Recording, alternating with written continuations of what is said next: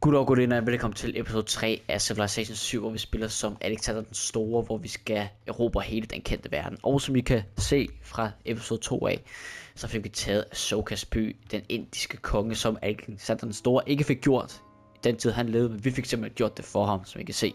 Og vi skal simpelthen videre, vi fik taget Pataliputra og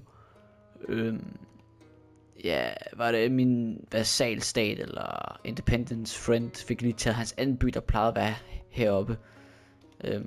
Ja, og så nu er han så blevet fuldstændig, hvad siger man, flået væk fra kortet af. Så nu er han ikke længere tilgængelig i spillet, og vi var den første til at indtage et hovedstad. Så det er sgu meget fint. Og så fik vi også lige assembled vores soldater her med vores generaler og vores 3 soldater. Så vi nok have en næste tur lige for assemble med vores anden legion, eller vores 4. legion. Og så tænker jeg, vi er jo gode venner med Genghis Khan jo. Og han har alligevel nogle byer. Som jeg sagde i sidste afsnit, så tænker jeg vel, det er lidt bedre, at vi fokuserer mere på at få bygget nogle byer og få vores økonomi op og kultur og science. Så vi stille og roligt for at få bygget noget andet op end at gå i krig. Og så hvis vi får en god mulighed for at kunne angribe, så kan vi gå ned måske og angribe Teoma, som der også kan være at blive en trussel for os. Men vi er jo i alliance med Genghis Khan, så jeg tænker, at vi begge to ender med måske at angribe dem.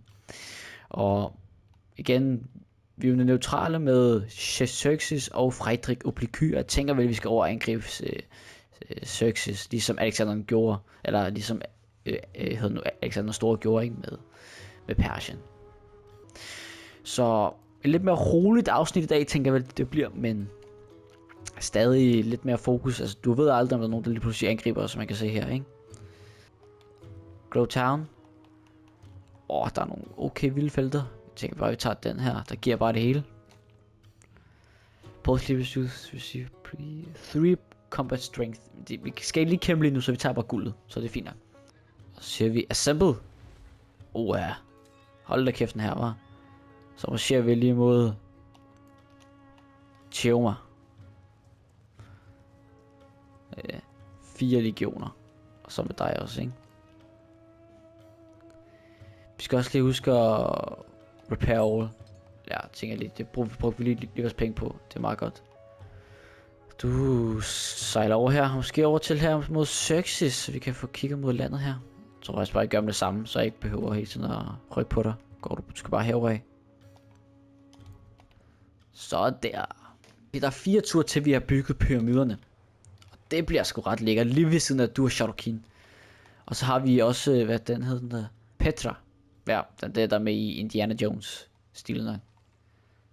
Ja, så der har vi næsten allerede 3 wonders næsten. Jeg ved ikke, om han har nogle wonders her. Det tror jeg ikke, han har. Og vi er også blevet befriendet med Megiddo. Så vi har nogle gode Independence venner lige nu. Så det er ikke fordi, vi er sådan troede, som vi var lidt i sidste afsnit. Så det skal nok blive fint. Okay, vi har fået currency. Lækkert. Navigation, så tager vi. Kan vi trade? Nej, ikke endnu.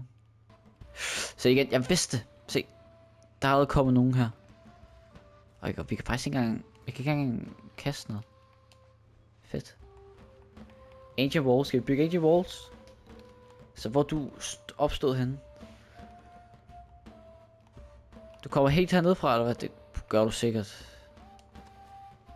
Går du bare tilbage i byen, så vi skal nok få dræbt. Det er sgu ikke nogen specielt nogen, tror jeg. Pyramiderne er blevet bygget. Lækkert. Soldiers from the sum of these pyramids 40 centuries of history look down upon you. Napoleon Bonaparte. Det tager vi. Også et meget flot wonder.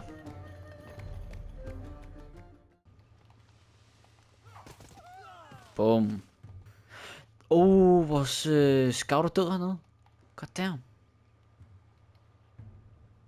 Måske, ja. Ikke godt. Kan vi købe noget specielt? Vi kan købe et marked. Jeg ved ikke, om vi skal bruge pengene, eller vi skal spare på dem lidt. Jeg har ikke brug for soldater lige nu, så det er ikke lige det, jeg sådan lige står og mangler. Projekter, nej. Alterkapital. Ved du hvad, jeg tror lige, vi gemmer det. Vi skal ikke bruge dig til noget. Vi skal i hvert fald over at explore verden herovre, fordi vi er lige ved havet. Så det vil være lidt dumt ikke at gøre det. Og vi har fået walls, det er meget godt, hvis vi bliver angrebet.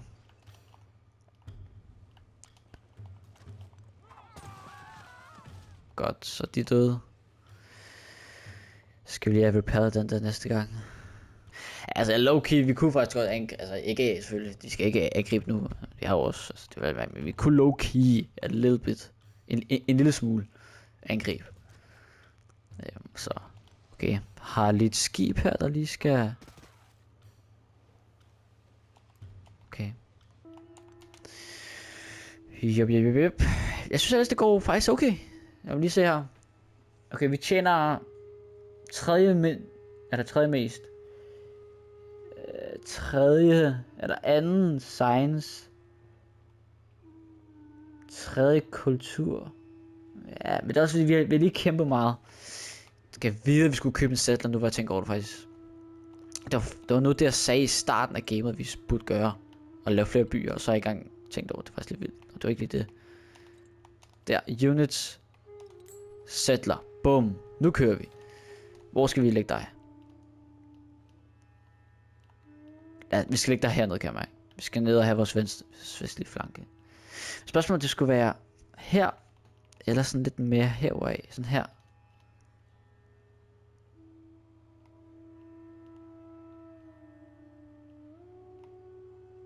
Det ved jeg sgu ikke lige. Her.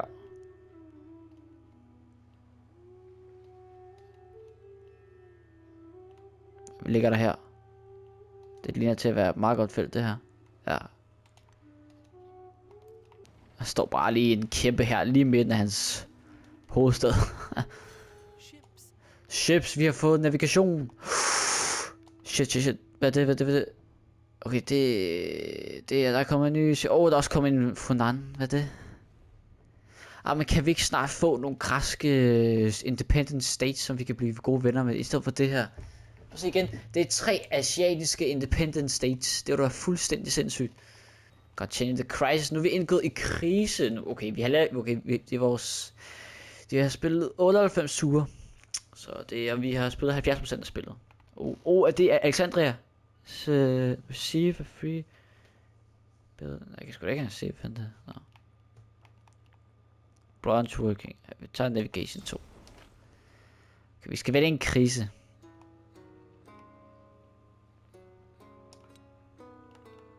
Barbarian and mercenaries. Okay, det tager vi.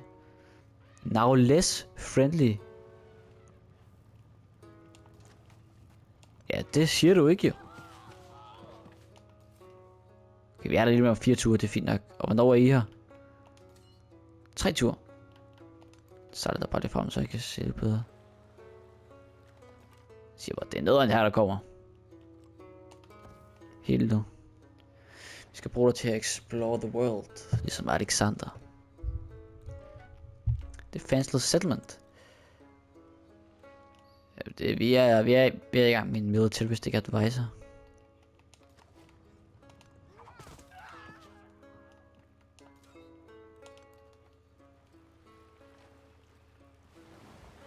Boom.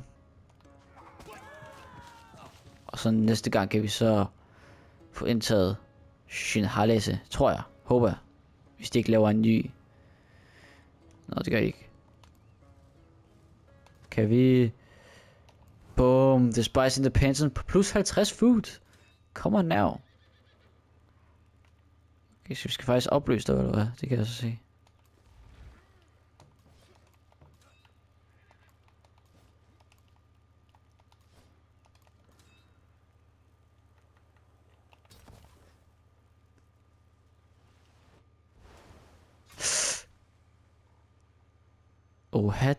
Da.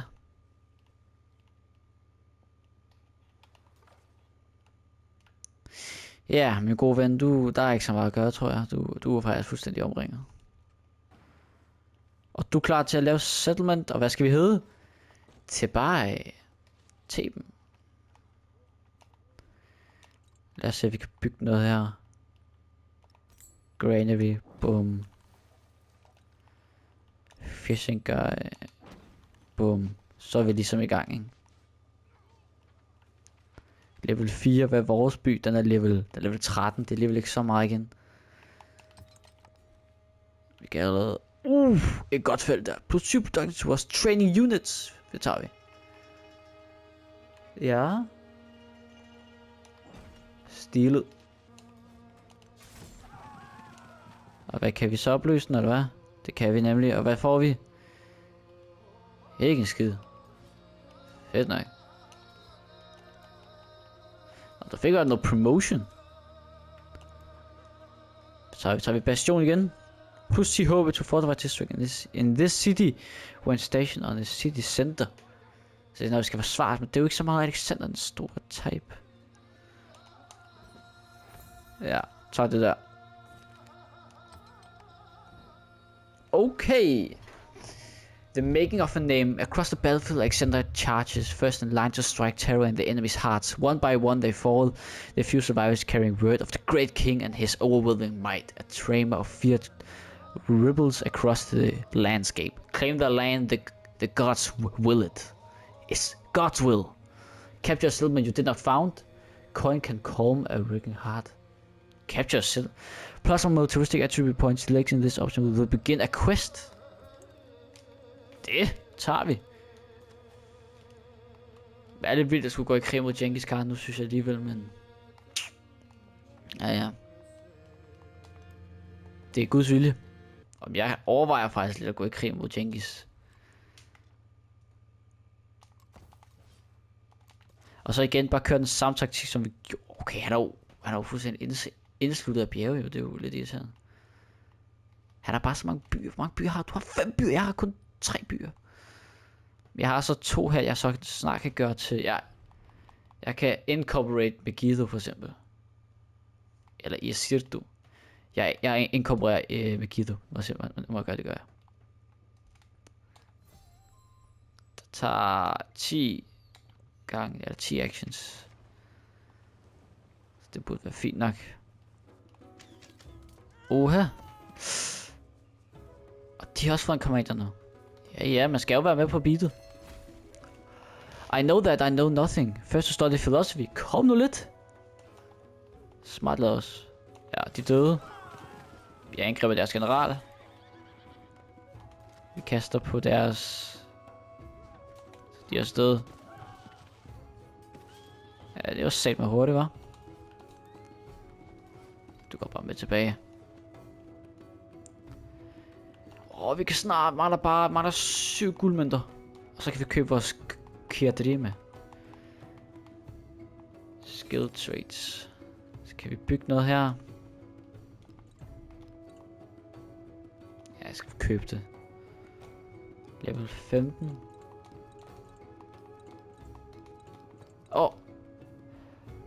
Ankrovat. 5 happiness. Og 1 science. Okay, Xerxes kan ikke lide os nu. Han er begyndt at denounce os, eller hvad? Han er ikke særlig glad for os. Og så er der igen, og med de sælger sin halasse, altså. Vi fik lige bygget et wonder. Jeg kommer lige til at scroll videre i stedet for. Goddamn. Hvad gør du? Diplomatic attribute, influence, city, alt muligt. Influence, vi tager det. Production.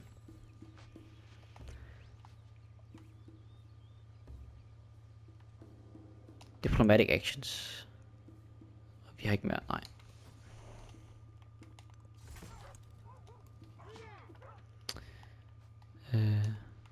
Så det kan godt være, det kan med, at vi ender med at skulle gå i krig.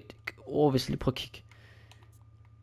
Jeg håber, vi kan lægge en by herover af, så vi stille og roligt kan komme tæt på selveste Xerxes, og så kan vi angribe ham med hjælp fra Genghis Khan. Jeg kan sejle ned her, og så op til Xerxes. Kunne være det sjovt. Okay, endnu mere crisis. Jeg tror, vores cities og... Ja, det skal bare gøre det. Det er sgu lidt hårdt tider, men det må gøre, hvad vi kan. Vi må ind og slutte os ved murene. Købe en archer. Det er faktisk meget lækkert. Og hvordan ser de ud? Så er der okay fed. Det er fint. Du går op for at gøre klar til at hjælpe. Helt dig selv, ligesom ham den anden. Og du tager generalen med dig. Så ja, jeg tror faktisk, jeg venter med at...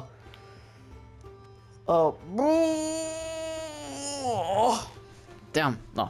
Jeg tror lige, jeg venter med at spille den sidste tur til næste afsnit, så vi kan finde ud af, om vi skal fortsætte som Grækenland, eller vi skal spille som det ottomanske rige, eller som bulgarerne, eller som abbasiderne, ikke? Altså spille de der andre lande, som der er mere specialiseret til The Exploration Age, hvor Grækenland ikke har nogen specialiseret, for eksempel de har jo ikke nogle specialiserede krigsenheder, fordi de bare er puttet ind, ikke? Så de har jo bare de samme soldater som franskmændene og vikingerne, så det kunne være federe at måske spille som Bulgarien eller det ottomanske rige. Jeg tror faktisk først det ottomanske rige først i den sidste, ja, i den tredje age, i den tredje år, så ja. Så jeg vil bare gerne sige tak, fordi I gad os med på episode 3 af Civilization som Alexander Store, hvor vi prøver at erobre hele den kendte verden. Jeg synes, vi fik gjort et okay forsøg. Vi fik lavet en by hernede, der hedder Thebaia. Fik vi taget det var i sidste gang. Vi fik opgraderet vores hovedstad Athen til level 21, synes jeg er flot. Og så fik vi også inkorporeret Megiddo, og som er godt, selvom ja. Og så kan jeg se, at der er lidt krig herovre. Mellem... Ja. Der er lidt krig mellem Fredegopliky og den der Independent Power. Jeg tror altså, vi også er med i krig selvfølgelig, fordi vi prøver at hjælpe dem, ikke?